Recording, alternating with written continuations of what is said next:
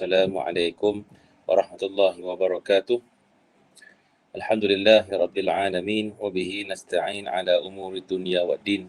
Wassalatu wassalamu ala asyrafil mursalin sayyidina Muhammadin wa ala alihi wa ashabihi wa man tabi'ahu bi ihsanin ila yaumiddin.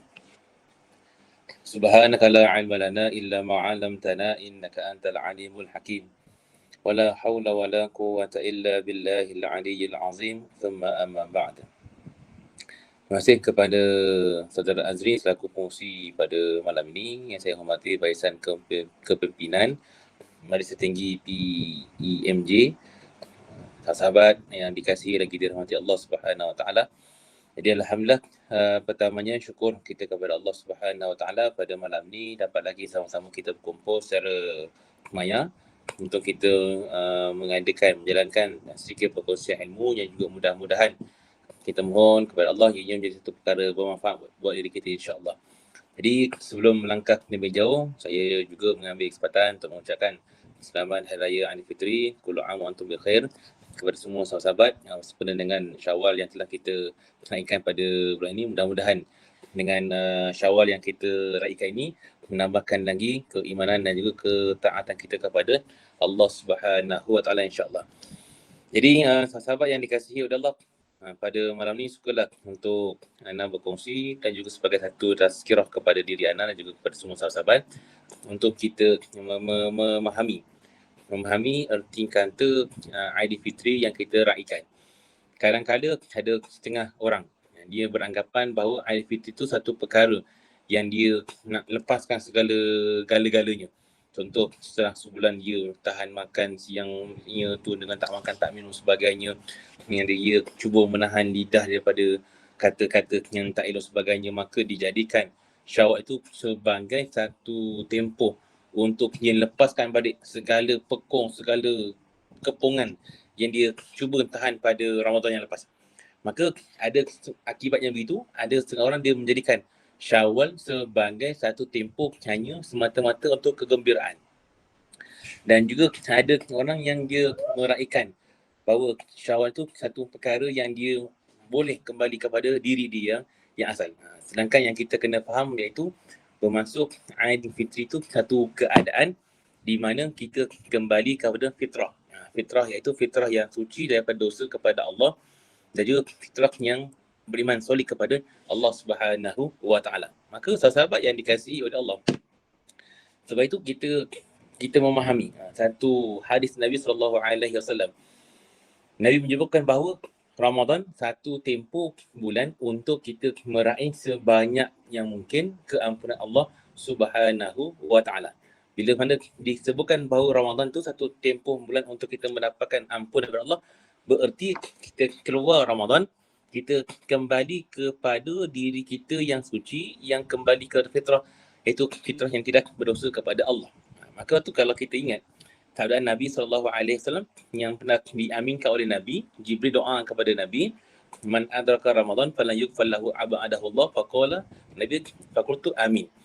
Nabi kata satu ketika, Nabi kata Jibril datang kepada aku, Jibril mengatakan bahawa barang siapa yang memperolehi Ramadan akan tetapi tak diampunkan dosanya oleh Allah, maka jauhlah dia daripada rahmat Allah. Maka Nabi pun mengaminkan. Nabi kata amin. Aku pun mengaminkan doanya si Jibril alaihi salam. Berarti bahawa Ramadan mengajar kita, menjadikan kita orang yang diampunkan dosa-dosa oleh Allah. Jadi bila kita melangkah keluar, kita masuk sahaja ke Syawal, berarti kita nak kembali kepada fitrah. Fitrah kita fitrah yang beriman. Fitrah kita fitrah yang suci daripada dosa. Fitrah kita fitrah yang menjadikan segala tindak tanduk kita itu tujuan kerana Allah Subhanahu Wa Taala. Bukannya kita kembali kepada perkara yang kita pernah lazimi dalam bentuk perkara-perkara yang tak diredai oleh Allah. Sekarang ni sahabat yang dikasihi oleh Allah, sekarang ni kita berdepan dengan satu realiti keadaan manusia meraihkan Syawal dengan perkara-perkara yang tak sepatutnya. Contohlah, hari ni kita diviralkan dengan lagu apa? Lagu Alamak. Dengan lagu Alamak. Alamak raya kan. Tak pasal dia boleh terlupa raya. Nak tunjukkan betapa orang dia tak kisah, dia tidak menitik beratkan tentang keadaan yang sepatutnya diisi dengan ibadah kepada Allah. Maka sahabat yang dikasihi oleh Allah, maka sepatu kita nak lihat betapa Nabi sebutkan bahawa ahabbul a'mal ila Allah Ta'ala adwamuha wa in qalla. Dan kita nak memastikan bahawa kembalinya kita kepada fitrah, iaitu sebagaimana Nabi katakan bahawa sebaik-baik amal yang disukai, yang dicintai oleh Allah ialah satu amalan yang dibuat secara istiqamah walaupun sedikit. Walaupun sedikit. Erti kata apa? Artinya kita nak kembali kepada fitrah dengan keadaan kita nak tinggalkan dosa-dosa kita kepada Allah. Itu yang pertama. Yang kedua, kita nak kembali kepada fitrah dengan keadaan kita nak mengamalkan ibadah kita kepada Allah walaupun sedikit. Contohlah sahabat yang dikasihi oleh Allah. Kita Ramadan, kita boleh, kita mampu nak istiqamah. Apa yang kita istiqamah? Istiqamah untuk baca Quran. Kita mampu nak istiqamah untuk kita berzikir. Kita mampu nak istiqamah dengan bersedekah. Mampu nak istiqamah dengan kita membaca Quran. Mampu nak istiqamah dengan kita berqiyamul lail. Mampu kita nak istiqamah untuk kita buat menjaga lidah kita, menjaga pandangan kita. Maka Nabi kata sebaik-baik amal ialah bila kita mampu untuk membuat satu ibadah, satu amalan walaupun sedikit tapi istiqamah. Itu yang dikatakan oleh Nabi SAW. Maknanya apa? Maknanya Aidilfitri itu mengajar kita untuk menjadi hamba yang istiqamah dalam ibadah. Kalau Ramadan kita boleh baca Quran, maka kita kena usahakan supaya Syawal juga kita mampu untuk membaca Quran. Kalau kita Ramadan kita mampu nak sedekah, kita juga kena usahakan untuk Syawal juga kita mampu untuk bersedekah. Dan juga paling utama, paling hebatnya Ramadan kita mampu nak puasa daripada pagi sampai ke maghrib. Daripada subuh sampai ke maghrib, kita juga mampu nak bangkit sebelum subuh. Berarti Syawal juga sepatutnya mengajar kita mampu nak bangkit sebelum subuh dan juga kita mampu untuk berpuasa kepada Allah. Dan Nabi kata, Man shoma Ramadan summa atba'ahu sittan min Syawal kana kasiyamud dahri. Dan Nabi kata, barang siapa yang berpuasa Ramadan kemudian diikuti dengan 6 hari pada Syawal, maka seolah-olah dia telah berpuasa selama setahun. Sebab apa setahun? Sebab sebulan pada 30 hari, 29 hari pada Ramadan, ditambah lagi dengan 6 hari pada Syawal, maka didarabkan dengan 10, berarti sepertinya dia berpuasa selama setahun lamanya. Jadi ini satu kelebihan yang dikatakan oleh Nabi SAW. Maka sahabat yang dikasihi Allah, untuk kita faham bahawa Ramadan itu mendidik kita untuk menjadi orang yang istiqamah dengan ibadah. Orang yang mampu untuk istiqamah dengan ibadah kita kepada Allah. Meskipun dengan ibadah yang sikit tapi konsisten. Yang penting konsisten. Kalau mampu sedekah, kita mampu sedekah Ramadan, kita mampu sedekah RM10, RM20, maka kita kena usahakan supaya Syawal juga satu tempoh yang kita mampu untuk istiqamah dengan bersedekah walaupun RM1 ke RM10 ke, yang penting ada satu sedekah harta yang kita korbankan daripada harta kita. Bukan sedekah kita kata bukan sekadar sedekah dengan senyumnya kan, tak, tapi sedekah tu dengan semua, dengan harta benda yang kita miliki. Baik, maka yang itu perkara yang ketiga. Yang tadi yang pertama untuk kita memahami, untuk kita kembali ke fitrah. Yang kedua, untuk kita memahami supaya kita mampu untuk istiqamah dengan ibadah. Maka yang ketiga, sahabat yang dikasihi Allah, disebutkan oleh para ulama bahawa bukanlah Aidilfitri itu satu perkara yang kita raikan dengan pakaian baru, akan tapi Aidilfitri itu satu perkara yang kita raikan dengan tambahnya taat kita kepada Allah dan juga Rasul. Ini perkara yang paling penting.